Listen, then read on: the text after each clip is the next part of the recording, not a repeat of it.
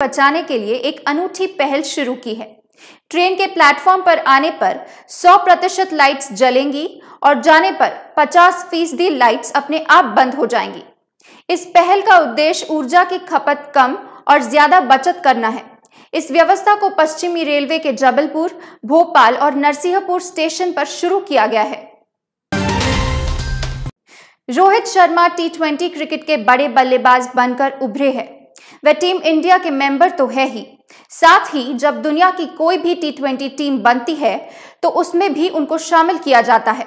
Australia के पूर्व allrounder और मौजूदा समय में IPL की टीम सनराइजर्स हैदराबाद के कोच टॉम मूडी ने अपनी विश्व T20 एकादश टीम चुनी है, जिनमें उन्होंने भारतीय सलामी बल्लेबाज रोहित शर्मा को अपनी टीम का कप्तान चुनते हुए विराट से भी ऊपर रखा है और विकेट कीपर के लिए वेस्टइंडीज के निकोलस पूरन को टीम में जगह दी है।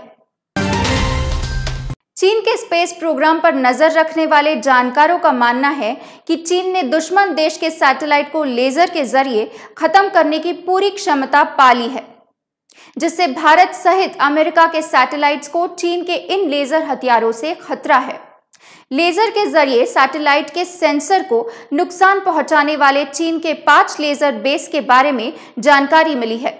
शिनजियांग में स्थित 4 बिल्डिंग में से एक बिल्डिंग में सैटेलाइट को ट्रैक करने वाला सिस्टम है, वहीं बाकी के 3 बिल्डिंग में दुश्मन देश के सैटेलाइट को नुकसान पहुंचाने वाले लेजर हथियार तैनात किए गए हैं।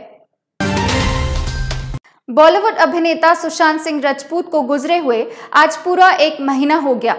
खबरें आ रही है कि जल्द ही मुंबई पुलिस इस मामले की फाइल को बंद करने की सोच रही है।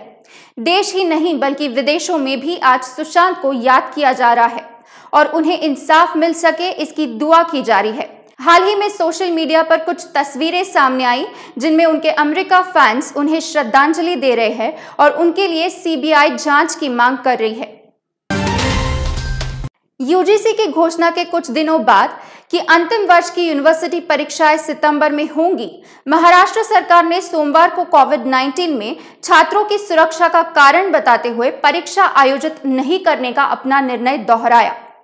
उच्च और तकनीकी शिक्षा मंत्री उदय सामंत ने कहा कि डिजास्टर मैनेजमेंट एक्ट राज्य सरकार को ऐसी परिस्थितियों में किसी भी निर्णय को रद्द करने की शक्ति देता है। मंत्री ने केंद्र सरकार से इस मुद्दे को राज्यों के हवाले करने की भी अपील की। मुंबई में एक 17 साल की नाबालिग लड़की के साथ चलती टैक्सी में छेड़छाड़ का मामला सामने आया है।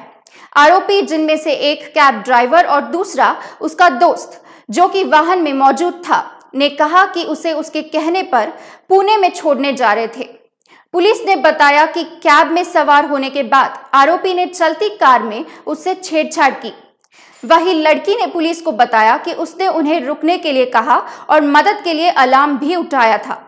फिलहाल दोनों आरोपी पुलिस के गिरफ्त में हैं। केंद्रीय मानव संसाधन विकास मंत्री रमेश पोखरियाल ने पुष्टि की है कि CBSE कल यानी बुधवार 15 जुलाई को कक्षा 10वीं बोर्ड परीक्षा 2020 के परिणाम घोषित करेगा। उन्होंने ट्वीट कर कहा कि मैं सभी छात्रों को उनके रिजल्ट्स के लिए शुभकामनाएं देता हूं। संयुक्त राष्ट्र का कहना है कि पिछले साल दुनिया में भूखे लोगों की संख्या में 10 मिलियन की वृद्धि हुई है और चेतावनी दी है कि कोरोना वायरस महामारी से इस वर्ष 130 मिलियन अधिक लोगों की इस अंक में बढ़ोतरी होगी। रिपोर्ट में कहा गया है कि दशकों तक लगातार गिरावट के बाद दुनिया में भूखे लोगों की संख्या 2014 में धीरे धीरे बढ़ना शुरू हुई और अब भी ये बढ़ोतरी जारी है और वायरस के चलते हालात और भी बिगड़ने की संभावना है। लखनऊ की छात्रा देवांशी जैन कक्षा 12वीं की छात्रा ने सोमवार को घोषित किए गए CBSE कक्षा 12वीं के परिणाम में 100% अंक प्राप्त करते हुए हर विषय में कुल मिलाकर 600 में से 600 अंक प्राप्त किए हैं। देवांशी ने 6 में से किसी भी विषय में एक भी अंक नहीं गंवाया। वो भूगोल को छोड़कर सभी विषयों की परीक्षा के लिए उपस्थित हुई थी, जिसे कोविड-19 के कारण रद्द किया गया। कहा गया है कि वो अपने स्कूल में भी टॉपर थी और उसने 97% अंक हासिल किए थे।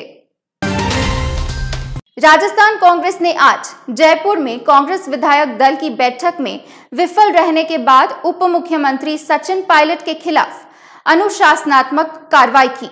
रणदीप सिंह सुरजेवाला द्वारा एक घोषणा में यह स्पष्ट हुआ कि पायलट और 2 अन्य मंत्रियों को तत्काल ही उनके पद से हटा दिया गया है। ये कांग्रेस के वरिष्ठ नेताओं के बीच बातचीत होने के